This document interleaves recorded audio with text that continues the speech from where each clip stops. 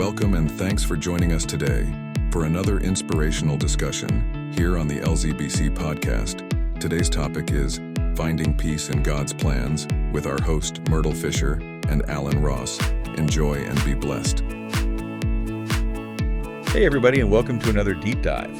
Today we're going to be tackling a topic that I think is very relevant to a lot of people out there, and that is the concept of uncertainty and finding peace in the face of the unknown. Right. And the jumping off point for our deep dive today is going to be a passage from Jeremiah 29.11. Okay. And this is a passage that has brought a lot of comfort to a lot of people over the years. It's essentially a reminder that there's a bigger plan at play. Right. Even when things might seem kind of chaotic in the moment, and that bigger plan is ultimately headed towards hope. Yeah. So I'm very excited to sort of unpack this concept with you today and sort of see what we discover. It is a fascinating concept, I think. This idea that even when things feel really out of control, that there is some force at work kind of guiding everything to a positive outcome, it really taps into something very fundamental about being a human being. I think you're absolutely right. And the verse itself is worth reading here. It says, "For I know the plans I have for you."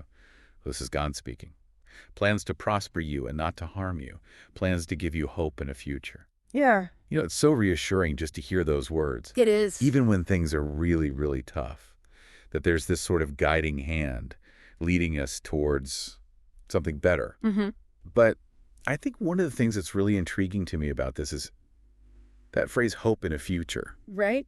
What does that even look like, in a practical sense? Yeah, it's a great question, and I think it's one that has really resonated with people for literally centuries. Some interpretations suggest that this future that's being talked about here is actually referring to kind of a collective destiny, particularly for the Israelites at the time that this was written, as a promise of restoration and a return after they had been in exile. So it's kind of a light at the end of the tunnel. Yeah. Something to hold on to during a very, very dark and difficult time. Exactly. But how does that translate then to our own lives today as individuals? Right. And that's, I think, where things get really interesting. While the historical context is definitely important, this idea of an expected end, this idea of a positive future, it can also absolutely be applied to our own personal journeys. It's not necessarily about knowing every single detail.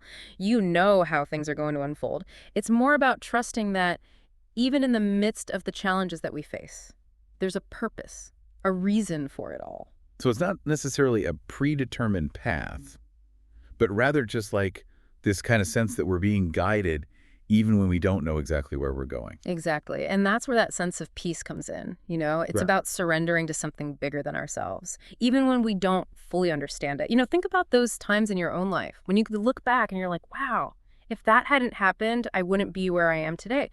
Those moments where a seemingly negative event actually leads to something really positive. Yeah, you're absolutely right. It's like those detours that you didn't plan for on a road trip that actually end up being the most scenic part of the whole journey. But is there a danger in that then?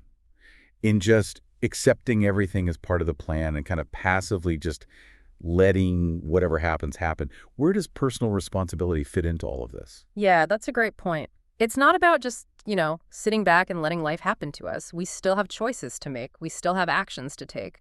It's more about a shift in perspective, I think.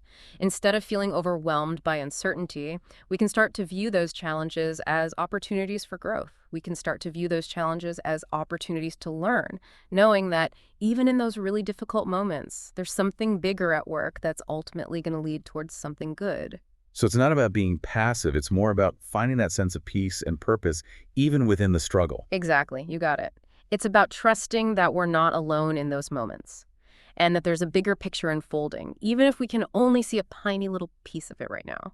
This has been a really, really insightful conversation. And I want to kind of bring it all back to our listeners here. Even when life throws those curveballs at us, and it inevitably will, Jeremiah 29.11 is kind of a reminder that there is this hope for a positive future. It's about trusting in something beyond ourselves, finding peace in the midst of uncertainty, and remembering that even our challenges can lead to growth and purpose. Yeah, beautifully put. And for you listening right now, think about how that idea might shift your own perspective. If you truly believed in this promise of a hopeful future, even if you didn't know all the details, how might that change the way you approach the challenges that you're facing today?